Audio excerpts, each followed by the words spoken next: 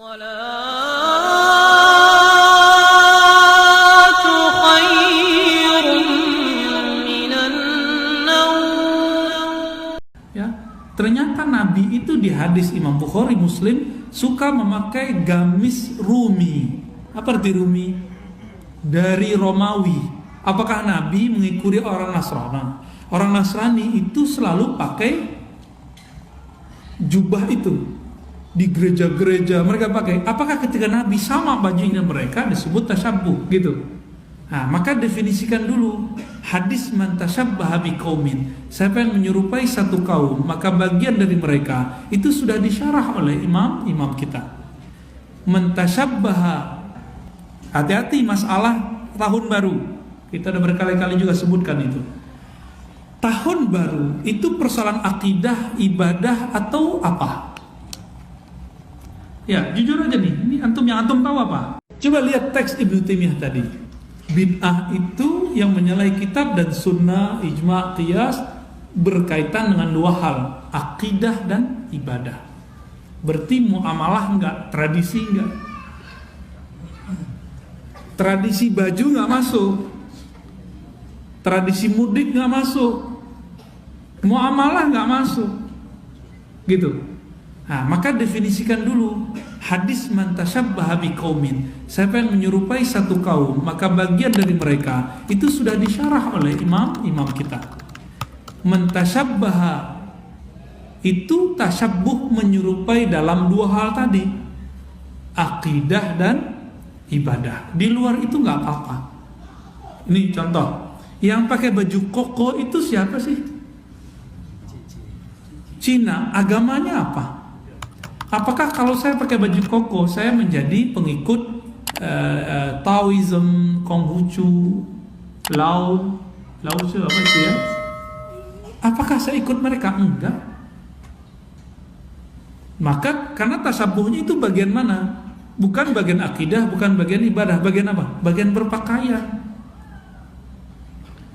Emang Nabi pakai gamis? Belum tentu juga. Tunggu dulu, gamisnya warna apa kan nggak ketahuan.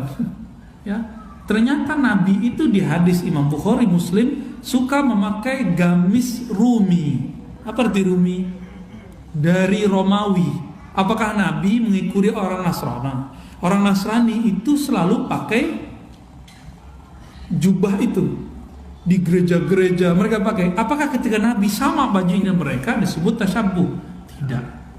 Hati-hati masalah tahun baru. Kita udah berkali-kali juga sebutkan itu.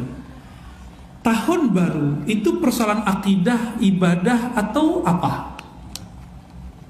Ya, jujur aja nih, ini yang antum tahu apa? Merayakan tahun baru itu masuk kemana? Akidah, ibadah atau bukan sama sekali? Coba cek dulu. Ada nggak ritual dalam main kembang api? Nggak ada. Yang ada apa? Mubazir. Ada ritual apa lagi? Ada ibadah khusus nggak dalam? Ada akidah khusus nggak dalam tahun baru? Nggak ada. Maka ketika kita mau melarang orangnya, larangannya bab adab atau bab fikih, yaitu jangan mubazir. Bukan seperti yang berkembang setiap tahun itu, menganut 3 agama sekaligus. Itu yang nulis orang paling bodoh sedunia yang saya tahu. Ini mohon maaf, kalimat bodoh setelah beberapa hari keluar juga ya. Nahan dari kemarin. Kenapa? Dalam ilmu akidah, orang murtad itu ada syaratnya. Dan tidak ada dalam daftar murtad itu merayakan tahun baru. Gak ada. Main kembang api Yahudi. Apa? Bukan Yahudi, Majusi ya. Kalau begitu semua masjid yang ada menaranya Majusi. Setiap hari kita punya menara, ya kan? Orang cuma sekali setahun pakai kembang api. Sejak kapan Majusi pakai kembang api? Saya mau tanya. Gak ada. Jadi ingin benar, tapi cara melarangnya salah. Kan kita gak suka nih kalau anak-anak kita kemudian hura-hura merayakan tahun baru Masehi. Tapi caranya tidak benar. Kenapa? Karena gak mengerti ilmu akidah. Menganut 3 agama sekaligus. Karena main kembang api main trompet, terus main apa lagi? Ada 3. Topi. Ya. Coba buka ajaran gereja manapun. Orang yang ikut tahun baru sah nggak dia masuk Kristen? Coba buka, kita buka sekarang. Kalau antum ketemu kita bayar. 1 M saya bayar. Nggak ada.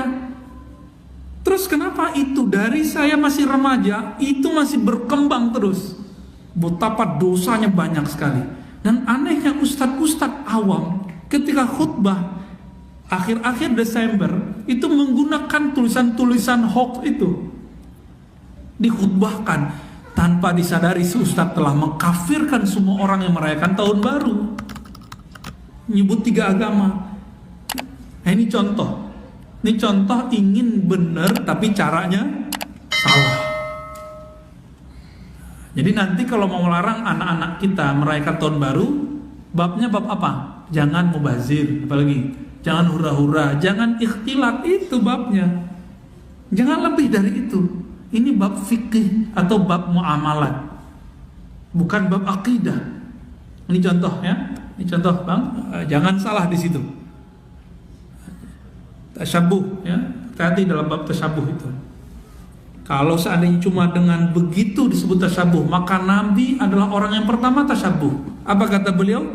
Dalam Sahih Bukhari, inni uhibbu an attabi'a ahlal kitab fima lam yu'mar. Aku senang mengikuti ahli kitab untuk hal-hal yang tidak diperintahkan. Apakah Nabi kemudian disebut menyerupai ahli kitab? Enggak. Jam 9 Pak. Udah ya.